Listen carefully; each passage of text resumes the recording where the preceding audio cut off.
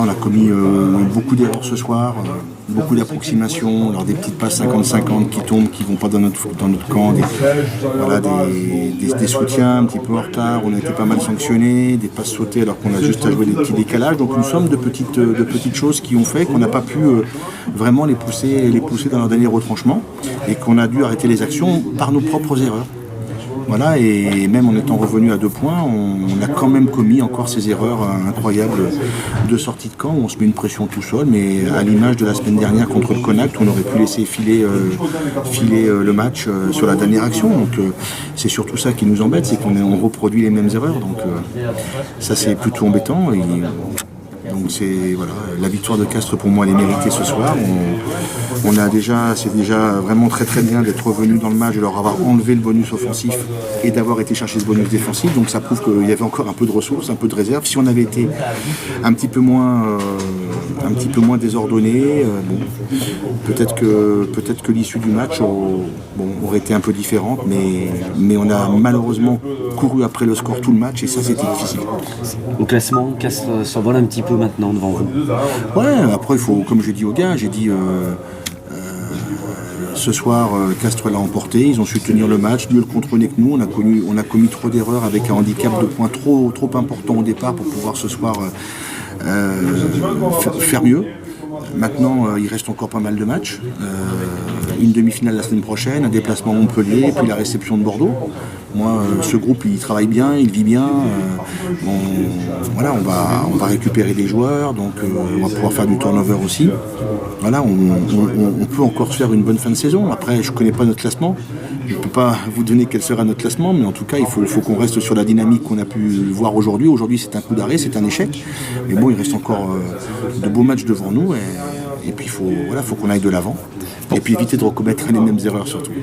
C'est la première fois depuis son retour dans l'élite que le FCG a une période comme ça, a enchaîné plusieurs matchs charnières sur 2 compétitions différentes. C'est compliqué à gérer, notamment pour les organismes. Non, honnêtement, j'aimerais bien qu'on en ait encore plus que ça. Voilà, honnêtement, c'est très très bien, ça nous met dans une bonne dynamique.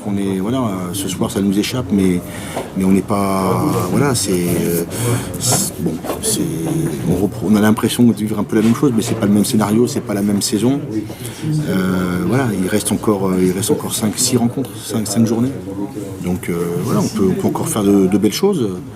Et il faut surtout être optimiste et puis garder cette ambition de faire une belle fin de saison. Pour toi ce soir, ce serait trop facile de mettre ça sur le dos justement de l'enchaînement, de l'influx de la Coupe d'Europe, etc. La première chose, il y avait un peu moins de fraîcheur. Mais la fraîcheur ne doit pas être une excuse. C'est comme les blessés. On va pas parce qu'on était super contents la semaine dernière. On a joué un match à 200% de nos possibilités. On avait une journée de moins puisqu'on était programmé, merci Canal d'ailleurs, de nous avoir programmé ce soir. Donc on avait une journée de récupération, mais on va pas se cacher derrière ça. Voilà, ce soir on n'était pas très loin, on a été longtemps à 2 points au score. On aurait même pu peut-être prendre l'avantage, on aurait peut-être pu faire basculer cette rencontre et l'emporter à l'arraché. Ça s'est pas produit ce soir, donc on va pas se mettre là-dessus, mais il manque un petit peu de fraîcheur, on l'a senti dans les enchaînements, c'est un petit peu difficile. Après, ça fait partie c'est un match qu'il a fallu gérer. On avait une équipe compétitive avec des garçons qui se sont resserrés. Le dernier point, le dernier essai et le point de bonus viennent concrétiser cette volonté de ne pas mourir comme ça. Voilà. Après, déçu pour eux, déçu pour cette défaite, mais quelque part, je me dis on lâche pas. Voilà, on lâche pas, on continue à essayer d'accrocher le wagon, il reste des matchs. Je crois en cette équipe. Je sens que cette équipe, cette saison, elle a envie de se surprendre, elle a envie de vivre une saison. Et c'est un accident, donc on est parti là-dessus.